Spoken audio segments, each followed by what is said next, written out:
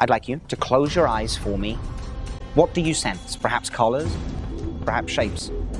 There are some people that claim they can see without the use of their eyes.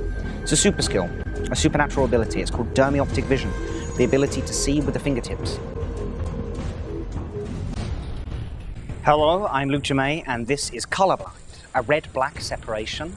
And I'm going to give you a ton of different variations, whether they be with a borrowed deck, an impromptu method, or an optimal performance. Each one of them designed for different performance scenarios, so you can always pick the best method for the best situation you find yourself in. And with that in mind, let's take a look at how the trick appears.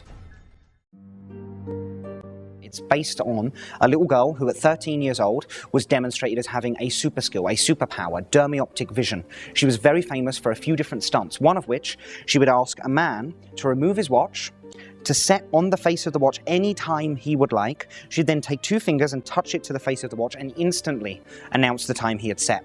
There's a great story about her doing this at a Victorian dinner party where a skeptical member of the group picked up a knife and went to jab it in her fingers. She instantly pulled her fingers away and said, "Are you trying to blind me?"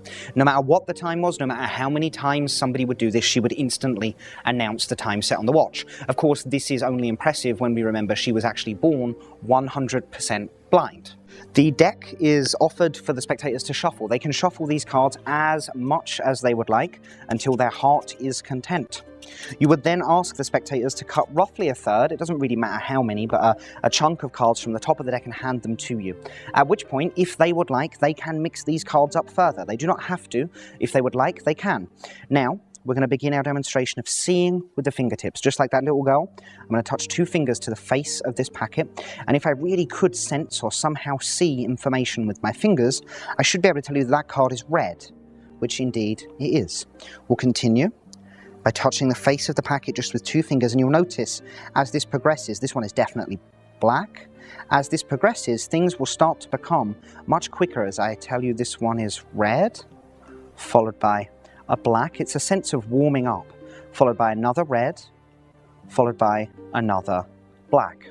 At which point, the spectators probably will want to examine your hand, so you offer that option. You can see there are a number of tattoos. They're fashion statements that went horribly wrong. Aside from that, there's nothing else hidden in my hands. There's no chemicals, there's no tiny mirrors or anything like that. And perhaps these cards are somehow braille or something like that, so you offer these cards to be examined by your spectators. They can feel the fact that the cards look and feel exactly the same. They can check these cards as much as they would like.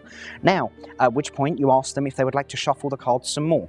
I guarantee your spectators will say yes. They always shuffle the cards further at this point, which is fine. They can shuffle these cards literally as much as they would like at this point.